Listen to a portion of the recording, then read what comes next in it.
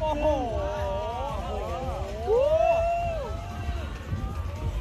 ว้าว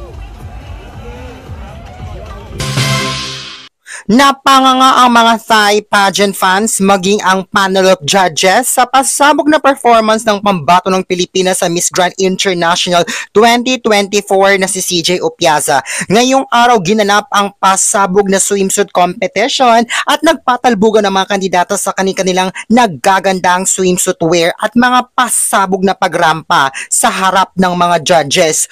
Kuha ang raw video ng behind the scene ng pagrampa ni CJ Opiaza sa swimsuit competition.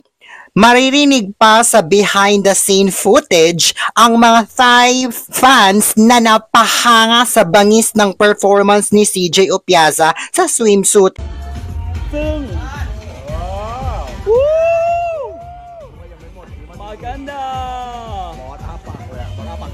Nagsigawan ng mga Thai fans kung saan isang Thai pageant fan pa ang hindi napigilang sumigaw ng maganda kay CJ Opiaza dahil napanganga sila sa pangmalakasang swimsuit performance nito.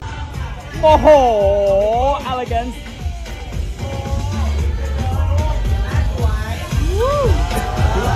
Talagang tinodo na nga ni CJ Opiaza ang laban sa kanyang swimsuit performance.